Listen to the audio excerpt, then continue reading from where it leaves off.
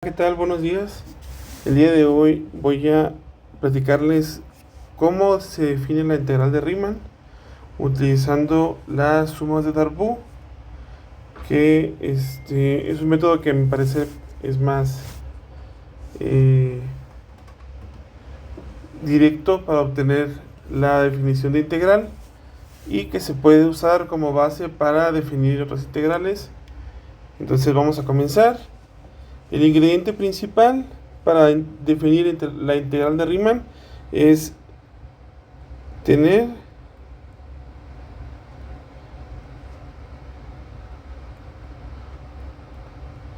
una función f definida en un intervalo cerrado y acotado,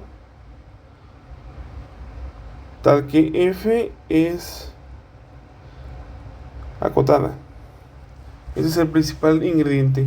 Una función definida en un intervalo cerrado y acotado, y la función es acotada en ese intervalo. Es todo lo que pedimos para comenzar a construir nuestra integral de Riemann. Entonces lo que vamos a hacer es que vamos a basarnos en la idea de que la integral debe ser la generalización, o bueno, la definición, mejor dicho, del área bajo una curva. Entonces, la forma usual en la que se define el área bajo la curva usando la idea de la integral de Riemann es el intervalo AB, particionarlo en varios subintervalos y luego aproximar el área de los rectángulos definidos por la curva en cada uno de esos subintervalos del intervalo AB. Ahora, esto es algo muy importante para la definición, así que vamos a denotar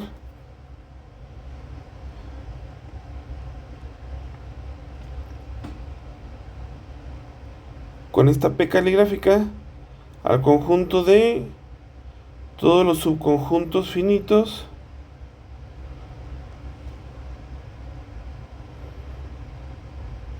del intervalo AB, tal que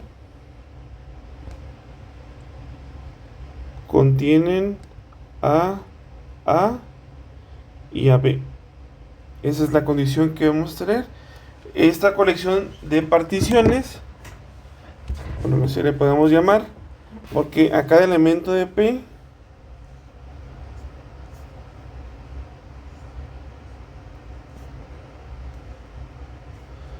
le llamamos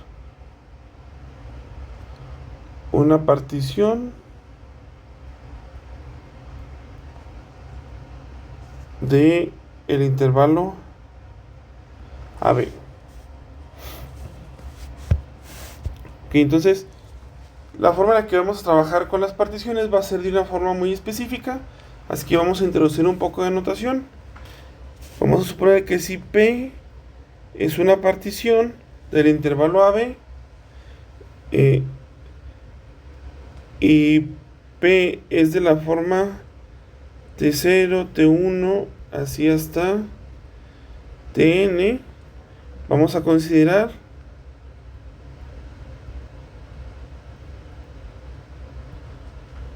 que esa colección, esa sucesión de números va a estar ordenada de forma ascendente. Entonces vamos a tener que A va a ser igual a T0, este va a ser menor que T1, menor que T2, así sucesivamente hasta Tn, que es igual a B.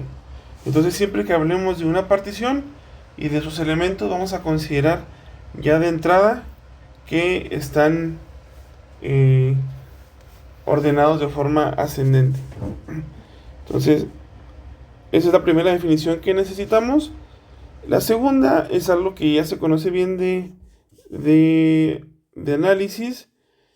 Bueno, claro, dependiendo de qué nivel estén y qué materias hayan llevado, pero incluso en cálculo se puede ver el tema de supremos e ínfimos. Entonces, voy aquí a resaltar un poco. El supremo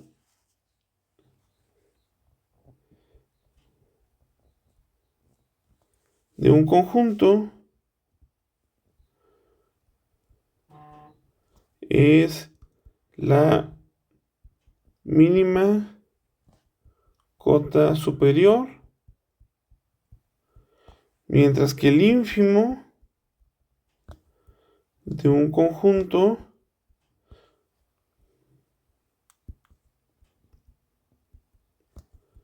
es la máxima cota inferior.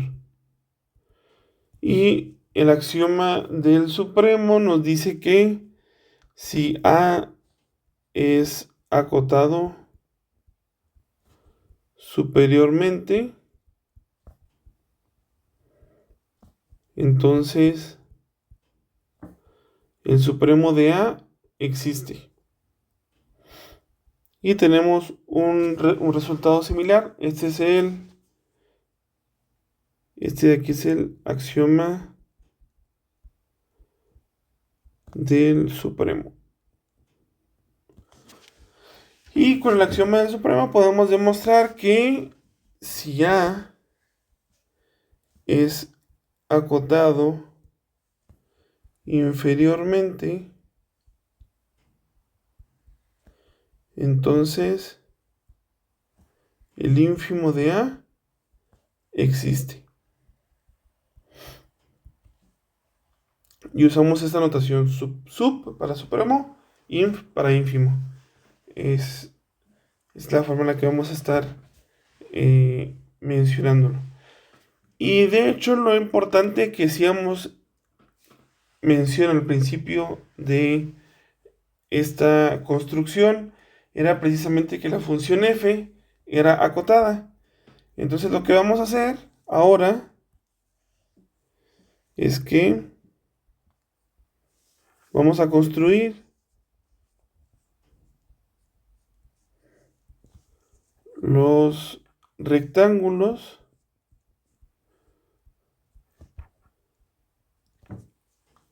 que aproximarán el área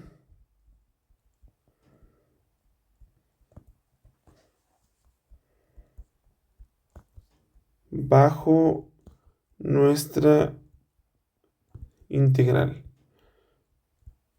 Voy a poner esto entre comillas, porque si bien es cierto que para cuando el caso donde la función sea continua y positiva podemos definir el área de esta forma, pues no siempre vamos a tener funciones positivas. Pero la idea surge de la construcción de del área bajo la curva. Entonces, el área pues tiene dos partes, ¿no? O sea, si tenemos una curva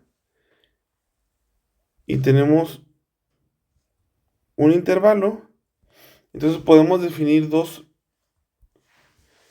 rectángulos que nos van a servir como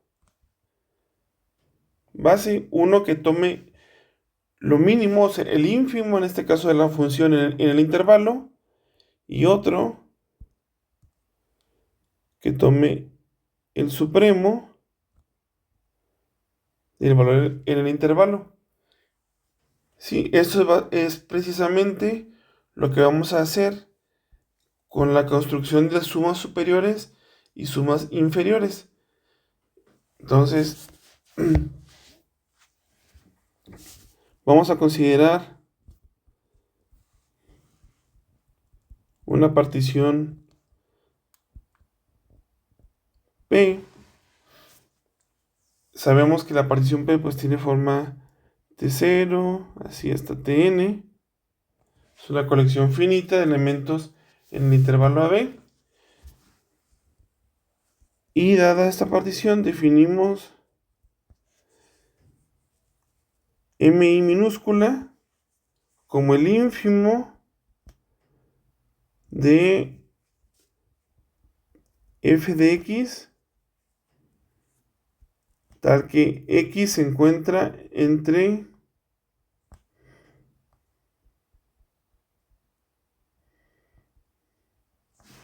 ti menos 1 y ti. Bueno, aquí le voy a quitar el menor o igual para que contenga todos los intervalos. Ajá.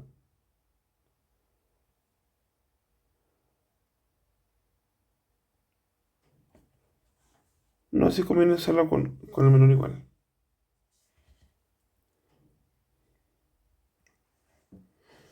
Y de forma similar vamos a definir mi mayúscula como el supremo de todas las f de x, tal que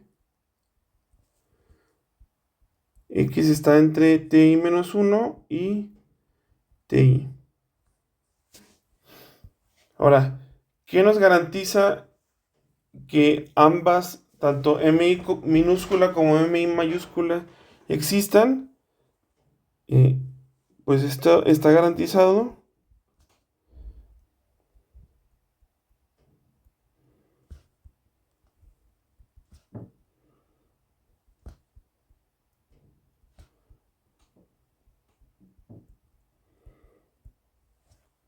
por el hecho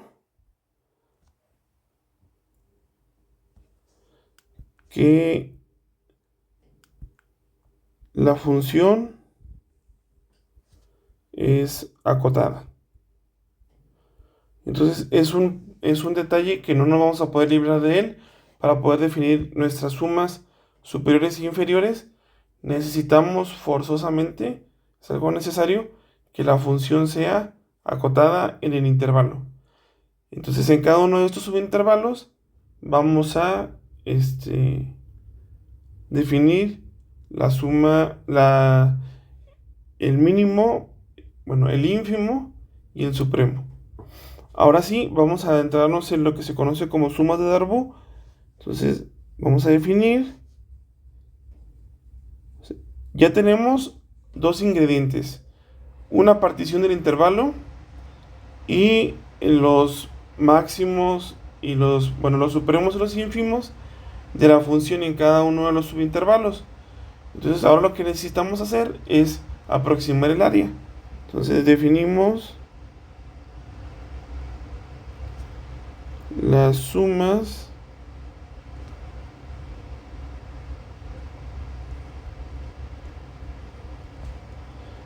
Yo hago hincapié en que es la suma de Darboux porque cuando hacemos referencia a las sumas de Riemann, por lo general no nos centramos en tomar el ínfimo y el supremo, sino que se toma cualquier valor en el intervalo. Es una construcción un poquito diferente, sirve para hacer otras cosas, pero para el caso de las funciones reales de variable real, la, las sumas de Darboux son muy útiles. Entonces, definimos la suma de Darboux. Entonces van a ser dos. La suma superior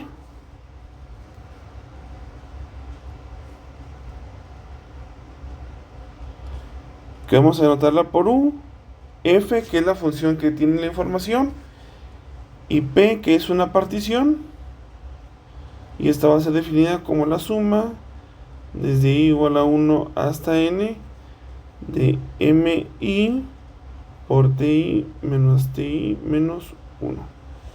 O sea, tal cual, este es el área del rectángulo más grande que se puede construir en el subintervalo que va de ti menos 1 a ti. Entonces, usamos U por en inglés upper.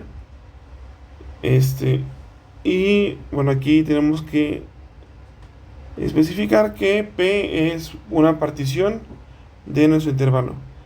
Y de forma similar, vamos a definir la suma inferior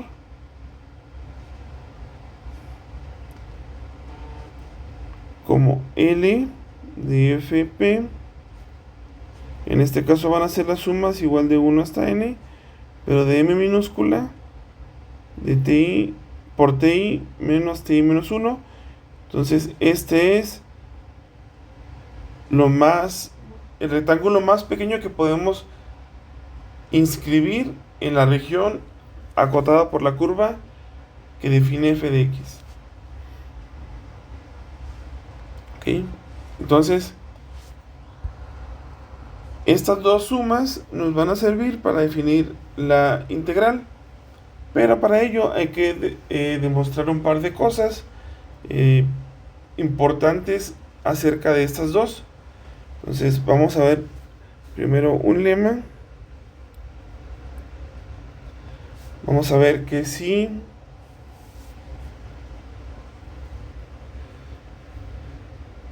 P y Q son particiones,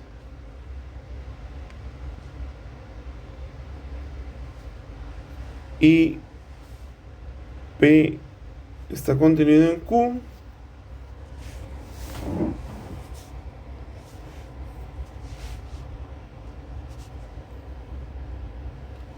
de tal forma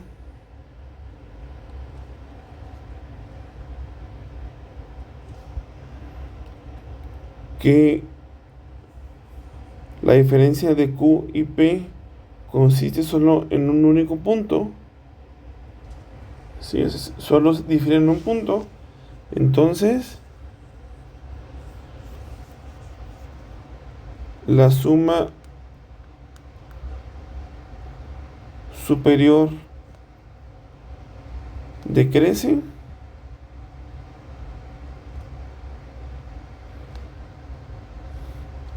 y la suma inferior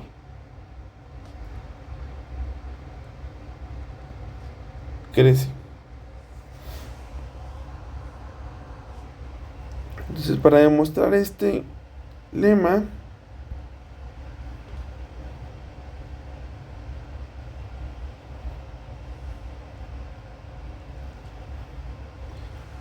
vamos a utilizar el hecho, algún hecho muy importante de las propiedades del ínfimo y del supremo. Entonces, solo vamos a demostrar la parte de la suma superior. Entonces nos centraremos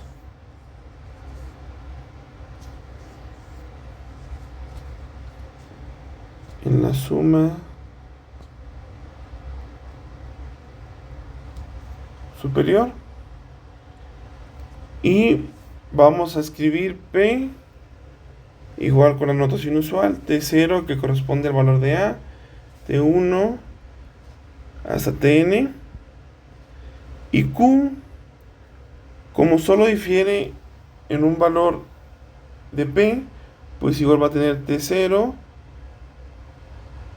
va a tener TJ menos 1, un valor S, TJ y así hasta Tn. Entonces ambas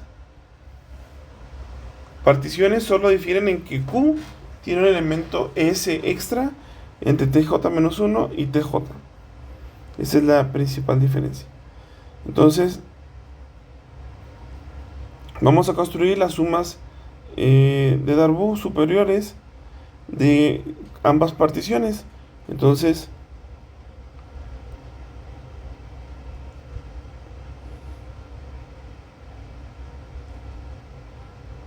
la suma superior para P va a ser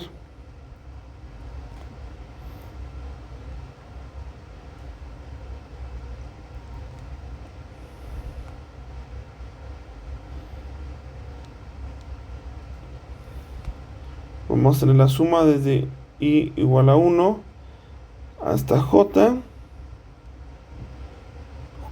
menos 1 de MI por TI menos TI menos 1 más, ahorita van a ver por qué dejo ese espacio extra, la suma desde I igual a J hasta N de MI por TI menos TI menos 1. Pues aquí nos falta el término, voy a ponerlo así como una suma especial, va a ser la suma de MJ por TJ menos TJ menos 1.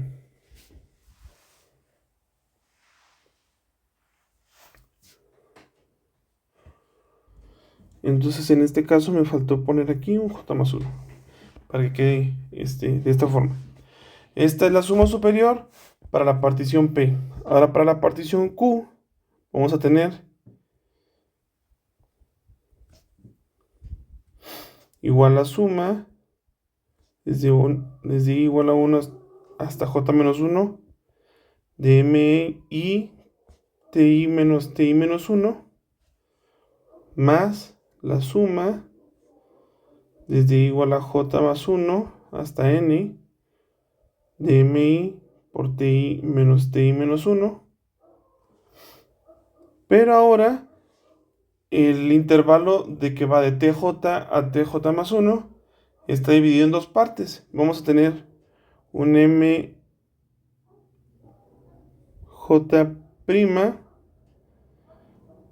s menos tj menos 1 más, bueno, j menos 1, bueno, vamos a ponerle así, más un mjb' de tj menos s. Entonces, si se fijan, ambas funciones, ambas sumas, son iguales excepto en este término. En la partición Q nos separa este término en dos partes. Entonces lo que necesitamos solamente destacar es que una de las propiedades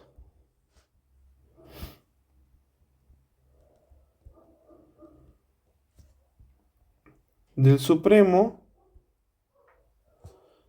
es que si A es un subconjunto de B, claro, de números reales, perdón, acotados, entonces el supremo de A es menor o igual que el supremo de B. Entonces, como tenemos esta propiedad,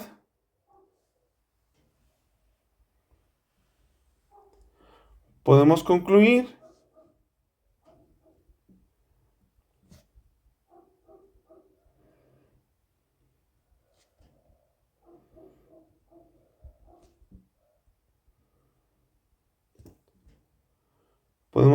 que mj' es menor o igual que mj y que mjb' es menor o igual que mj.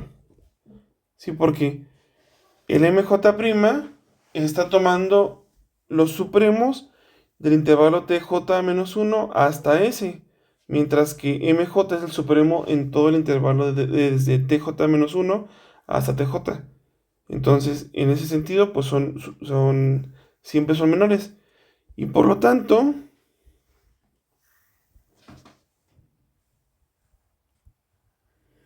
vamos a tener que mj' por s menos tj menos 1 más mjb' de tj menos s va a ser menor igual que mj por tj menos 1. Entonces, en conclusión, si a esta le llamamos ecuación, bueno, vamos a llamarle a estas ecuación 1, esta ecuación 2 y esta ecuación 3. Entonces, juntando los resultados de 1, 2 y 3, obtenemos precisamente lo que queremos demostrar, que la suma superior para la función f con la partición p es mayor que la suma superior para la función f y la partición q, donde q es un elemento, tiene un elemento más que p. Entonces, esto es lo que queríamos demostrar. Bueno, voy a ponerlo mejor en el cuadrito. Muy bien, como había comentado, para el caso de las sumas inferiores es muy similar. De hecho, todo este material que estoy mencionando es muy similar a la demostración que se hace en el libro de cálculos del Spivak. Ahí viene explicado con con la suma inferior. Entonces, si gustan, pueden ir a revisar también esa parte. Ahora, este es un caso particular en donde Q y P solo se diferenciaban por un único valor. Entonces, ¿qué pasa si tenemos el caso más general? Para eso vamos a demostrar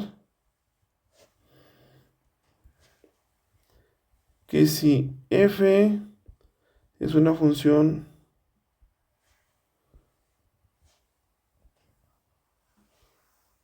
bueno, lo que estamos pidiendo durante todo este trabajo,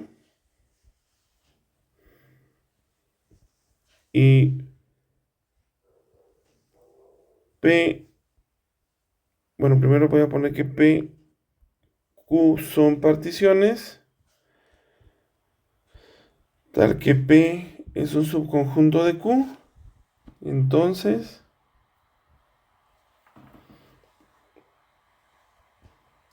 la suma superior decrece,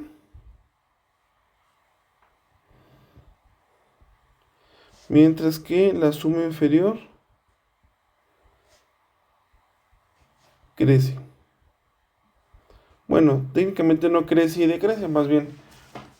Para la suma superior no decrece y para la suma inferior no crece. Entonces, para la demostración, pues es simple y sencillamente hacerlo de forma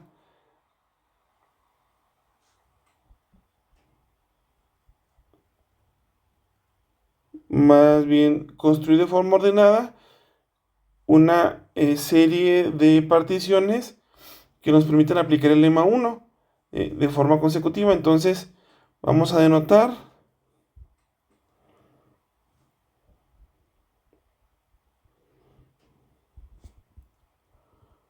los elementos.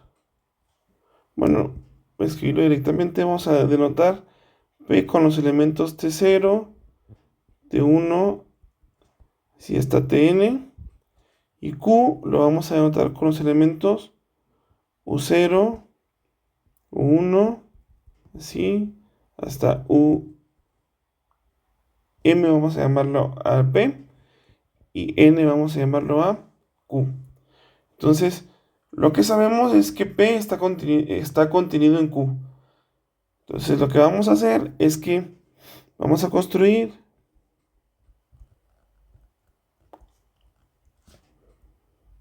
una serie de particiones.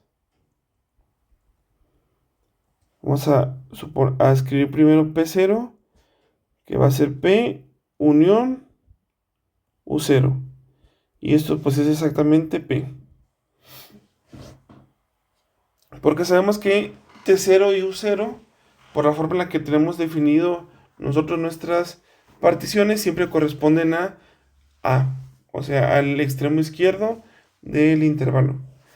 Ahora, P1 va a ser P0 unión 1. Y así sucesivamente vamos a tener una partición. En general, PJ va a ser PJ-1 unión UIJ. U sub J-1. U sub J, perdón. Ok, así es como vamos a ir construyendo hasta llegar a P sub N, que va a ser P sub N menos 1 unión UN, y este va a ser exactamente Q. ¿Qué propiedades tienen estas particiones? Bueno, pues hay dos únicas posibilidades.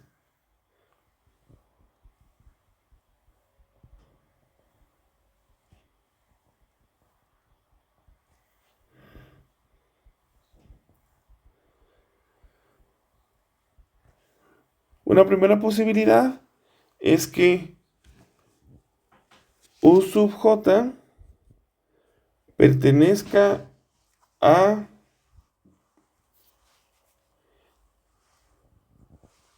P sub J menos 1, y en ese caso,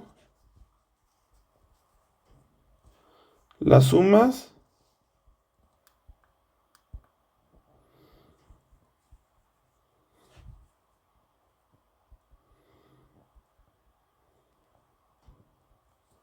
son iguales. Ese es el primer caso.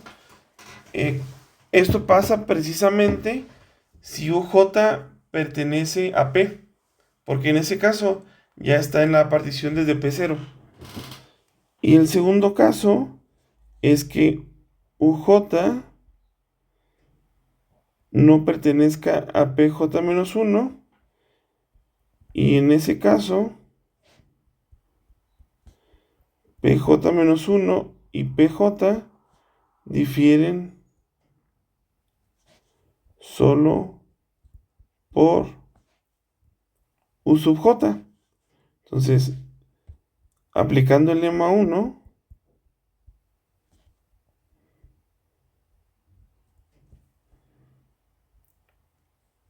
obtenemos que la suma superior de f de la partición P sub J menos 1 es mayor o igual que la suma superior de la función f en la partición PJ. Entonces, ¿qué acabamos de construir? Pues acabamos de construir una sucesión de desigualdades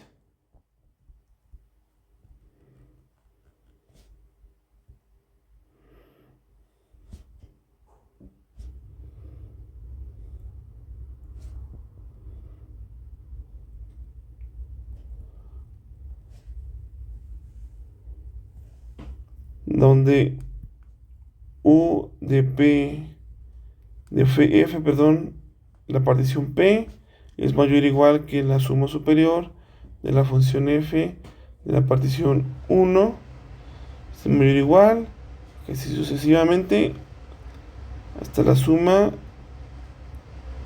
de P sub n, que esto es igual a la suma superior de f para la partición Q, y esto es lo que queríamos demostrar. Igual, para el caso de las sumas inferiores, se hace un análisis similar, solo invirtiendo las desigualdades. Ahora sí, ya con toda esta maquinaria construida, es relativamente sencillo demostrar ya las propiedades básicas, bueno, perdón, más que las propiedades de la integral, construir la integral. Entonces, primero que nada, vamos a hacer una proposición. Vamos a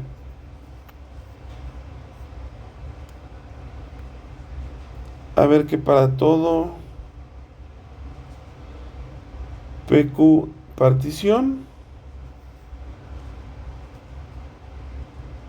se tiene que la suma inferior de la función para la partición P es menor o igual que la suma superior de f para la partición Q, independientemente de qué particiones sean. Como les comentaba, la demostración ya va a ser muy directa.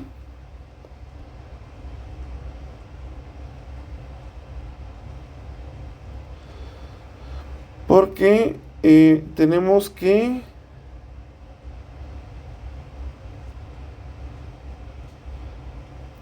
P unión Q es en sí una partición que contiene a P y a Q. Por lo tanto, de la proposición 1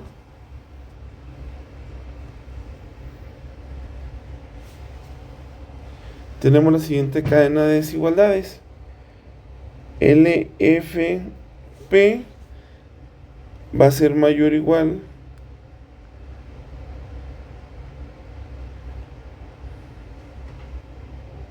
va a ser menor o igual que L de FP unión Q.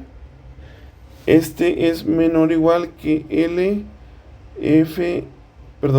U F P unión Q. este resultado es directo porque los ínfimos siempre son menores que los supremos. Entonces, este paso de aquí se tiene de forma inmediata y este es menor o igual que U de F con la partición Q.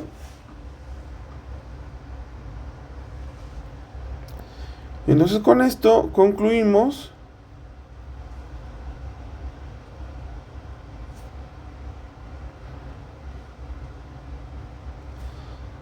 que el conjunto de todas las sumas inferiores para la función f, con la partición P es acotado superiormente y el conjunto de todas las sumas superiores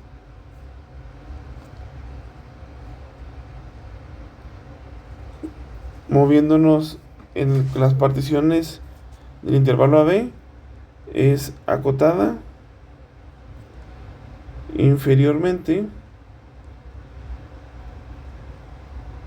y por lo tanto podamos usar el axioma del supremo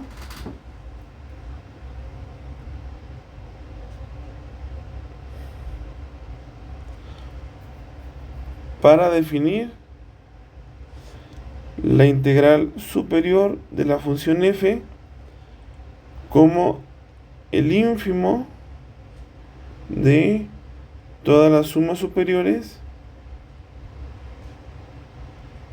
de P en el conjunto de particiones. Y la suma, esta la vamos a llamar integral superior.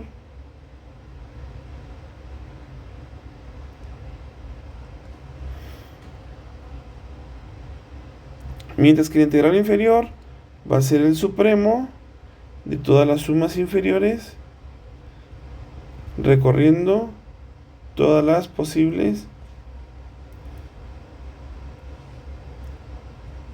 particiones.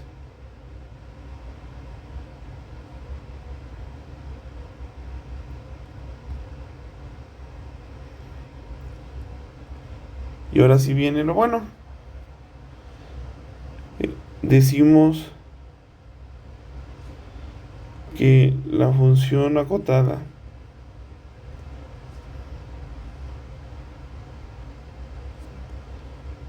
f que va de A a B en R es integrable en el sentido de Riemann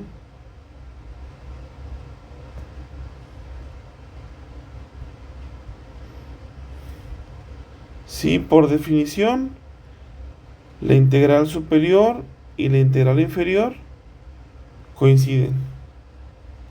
Entonces, para este caso,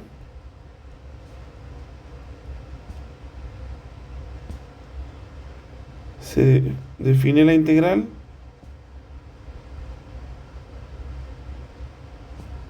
de Riemann